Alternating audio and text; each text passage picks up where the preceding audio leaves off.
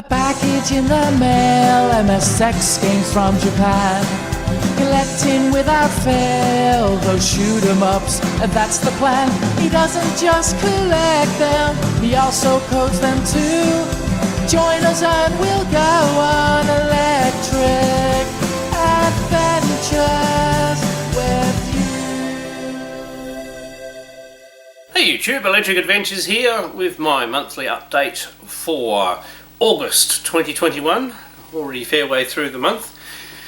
I've been very quiet, I've been very busy. I think I mentioned in the last month video I had a bit of a bad luck with my one of my teeth, and I'm still dealing with that, so it's been making me very tired, thanks. But anyway, don't want to bore you with all that. I do have a couple of pickups for this month. So, and this one only just arrived the other day. This is the Next Blast Annual, the 2020 edition, which is basically articles from 2019. I have submitted quite a few articles that will be in the next one, so it'll be Blast Annual 2021. But very good quality production, especially if you like, you know, finding out about what homebrew games people have been working on and releasing for various systems. So put a couple of random pages out here. It's actually very well put together, lots of different contributors and some really nice articles, and for pretty much most systems. So well, 8-bit computer systems anyway. So this particular one has some interviews: Atari 2600, NES, Sega, Commodore, Spectrum, CPC, MSX and Amiga, and even a couple of ZX Next. There's always quite a mixture, and quite a few contributors to this particular one, and some very good articles. I haven't read all of it yet, but I've probably read about a quarter of it, and it's really good so far. So very happy to have the next one of those. I like these annuals. They're actually quite well put together and interesting reads. Sorry, as my iPad goes to sleep. Now, I do have one other pickup, and it's another arcade cam. And you might say, well, where am I going to put it? Well, I haven't actually figured that out yet. Well, these are full. I also have quite a few machines that are down, mainly monitor issues, and I've probably given myself another one to fix. So this cab was completely and utterly free, but free comes with conditions, and we'll name it the Ugly Cab for the moment, because it's not a very attractive arcade cabinet, but it's interesting. I find it interesting, but it's going to be a big job to restore it. So hang on, I'll pick up the camera and we'll go and have a look. So swinging around the messy games room, we start to see the Ugly Cab. So it has been solid painted at some stage. It's got this 3 zones. So you've got front zone, back zone, and then you've got the surround zone. I mean, the sides are a little rough, there's dings and things like that, so it is going to have to strip it right back, and its base is a bit beaten up, so I'll probably put a brand new base on the whole thing. The front's green laminated thing, so I'll probably remove the laminate and possibly build a brand new control panel. This is some of this laminate's coming off anyway, and obviously get new edge stripping ends. But you can see this, it's got this separate area cowl for around the front, which actually makes it quite interesting. So it obviously for a very long time had the shooter, I can never pronounce this one, XEDI's. It's got quite a big monitor, so a big CRT in it. I've taken the back off at the moment, so that way you get doing a reflection. I haven't even cleaned the glass or done anything to it. It's got, well, controls actually, they feel quite good. They're a little worn and things. I might be able to replace some of the buttons and update those. So there is a bit of woodworking that is going to be involved in this cab, but I reckon this painted properly and done with a nice surface, and then with some art and things like that, and it becomes quite a nice big, you know, reasonable sized cab. The glass and the monitor down there is at a good angle to have it at, and inside wise the monitor's pretty easy to get access to. even the chassis and everything like that. It's not working very well, so we will have to probably rebuild the monitor chassis. But all this stuff down here, besides the bottom being a little dirty, is actually quite neat. The wiring loom is quite neat. I haven't checked any particular voltages or anything like that. I'm going to go back this way and I'm going to turn it on. The monitor does come on, but we get, shall we say, quite a poor... Oh, I haven't plugged the board in. I'm probably going to get nothing.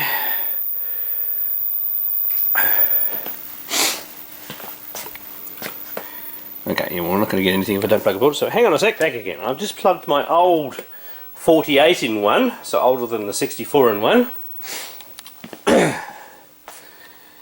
And when we boot, we get this.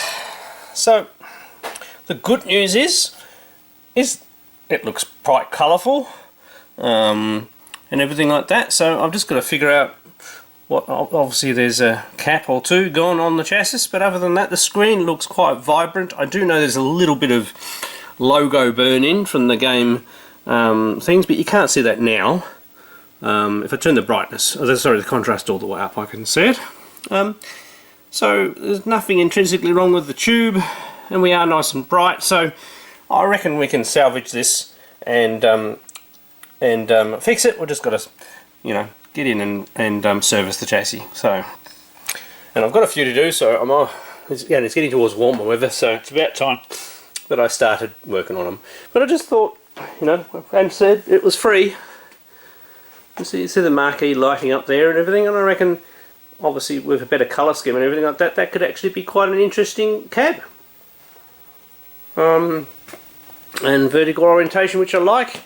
It's got a general jammer harness in it, so it can be my general jammer harness. And as I said, I quite like this generic marquee. It's actually not bad, and you can just put a game name in the middle. So very pleased with that. Alright, let's go sit down again and I'll go through the rest of my list. Right, so back again. So yeah, you probably gleaned from that thing that my room here is still quite a mess, and I honestly have not been in here hardly at all. I've just been going to work, coming home and being very tired with the infection that I've had in here. Unfortunately I've still got more to deal with that, so we'll see how we go. But I'm going to be very busy for the next week at least, because MSXDev21 has just closed just the other day, and we have, and I'm very excited about this because I'm one of the adjudicators in this, we have 34 entries. And I'm going to just go through and just name them with a general classification here with a little bit of a screenshot here. I haven't played any of them on purpose because I want to do them, go through them once and adjudicate them. Each of the adjudicators has a particular category that we're judging on. Mine is on originality. So it'll be interesting to see how some of these games go. But I said there's 34 inches, which is really thing. And some of the prizes donated this year have to be seen to be believed. I'll leave a link down the bottom to the MSXDev competition page. Just go and have a look at the stuff that the winner and the other people are going to get. It is going to be a prize bundle well worth the entries and the person's efforts. And so there's some really interesting looking games. So alright, we'll work our way through. Pardon me, not COVID. And I'll put up a screenshot here of each one. So entry number 1 is called Tool Blocks, which is a platform game. Then we have Bookworm, which is an educational title.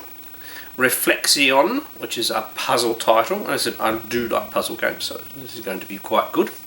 One called Tortilla Sunrise, a puzzle platformer. Break Bomb, an action game. Puzzy Box, funnily enough, another puzzle game. Klondike Solitaire, a card game, that's quite cool. Market Master, which is an action game. Once again, I haven't looked at any video of these, so I'm just going on the screenshot at the moment and whatever text was in the entry. Make Them Jump, which is an action game. I take it this one and the next one, Make Them Fall, also an action game, are you know, simple games that have come from the mobile platforms. So they'll be quite interested to see what they've done. Where Is It? The Quest for the 10th Island, another puzzle game. Arm Wrestler, a sports game. Pitman, action.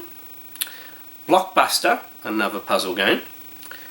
Pickin' X, action, and I believe it's a conversion of an old arcade game. I haven't played the arcade game. Square Ball, another puzzle game. Mahjong Solitaire, another puzzle game. Raven, an action game. Solo, an adventure game. Logic Remastered, adventure once again. Step, another adventure game. There's lots of adventuring type games. Do the Same, a puzzle game. Monster on the Run, a puzzle game. XOR 2021, so there was an older game called XOR, so this is a modern update of that, and it's a puzzle game. Fantastic Football, now I reckon this is a football manager or coupled with a bit of an action thing. Looking forward to that one. Alien Attack, our first shoot 'em up in the list, unless some of the other ones that just have action are shooters as well. SD Sniper, which is an into the screen shooter. Fly Guy, action game. Pippo La Scopa Ficken Asso, I hope I haven't trashed that completely, an action game. Pac 01, which actually an action game, it looks like a scrolling Pac-Man game. Open Wide, you've got a combat stuff in somebody's mouth, action game. No Back Down, action. So number 33 is Heart Stealer 2, a platformer game. And the last entry snuck in there just before the competition closed is called Aria, and it's a puzzle game. So 34 entries, going to have lots of puzzles to get me entertained by the looks of it. And interesting, I said my particular category is originality, so I'm going to have to really think about how I'm going to judge that. And I might split the originality components into different categories in my own marking system. But I promise I'll be fair and things. And also I'd like to point out that some people, I believe, some people submitted more than one game, thus increasing their chances of winning that wonderful prize pool. And I believe it's either 3 or 4 entries for one person in there, that they've done an extremely good job. And I said, I think this is the record for the number of entries since the competition has been running, and it's been going for quite a long time. It's almost 20 years. So I'm very excited to judge these. Now on my own homebrew fronts, just a quick front there, I have fixed a couple of bugs in Berserk for the ColecoVision, so that's getting very close. Haven't had a lot of time for Sydney Hunter, but that is just, the game's finished, it's just debugging and fixing some graphics. I just honestly haven't had a lot of time. I actually mocked up a version of the game Lunar Rescue. I think I may have showed that last month. I don't believe I've done much more from when I showed last month. This month's just disappeared on me. But lots more in the works, and programming these games, especially part-time, takes a bit of time. But I do enjoy doing it. That's what I've been focusing on the most. Now, as far as the room is concerned, I haven't done a thing. I haven't changed anything. I haven't built new shelves. Most I've done is go to the hardware store and look at all the different coloured stains to see what I like. So I'm actually going to build the shelves out of wood. So not melamine, not white melamine, and then I'm going to stain them. They'll still be adjustable shelves, and not too wide so they don't bow.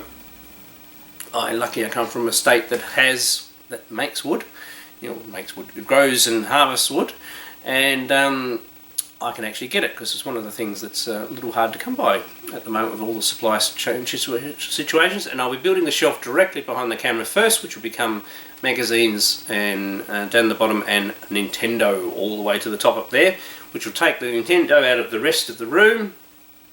Then I will, especially like the Famicom, which is taking a fair bit of area near the MSX area, and then the area where the MSX area will become another high shelf and be all MSX, because my MSX collection has continued to grow, which of course I love.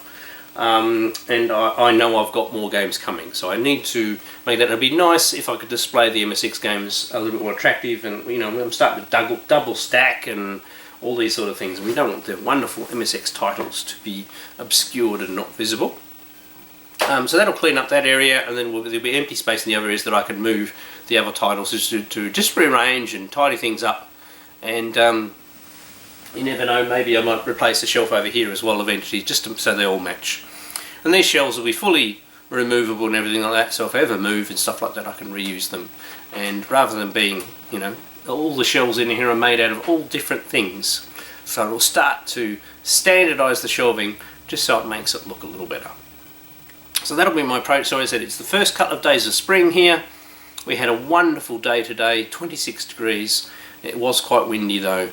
That's our little taste of warmness. Tomorrow's supposed to be alright, then the weekend drops down again, but then, you know, at the start of spring it'll be windy and up and down a little bit, but then it'll just keep on getting warmer and the days will start getting longer, which will assist me in being able to come out here of an evening and do some stuff. During the winter, because the days get really short, it can be very difficult to compel yourself to come outside the house and come out to this, come out here, especially when it's cold and things like that. So, but anyway, I hope everybody out there is well and enjoying their retro and modern games. And I also haven't been playing many modern games, but I've almost finished The Last of Us 2. So that's the most modern thing I've been playing, and a little bit of R-Type Final 2 as well.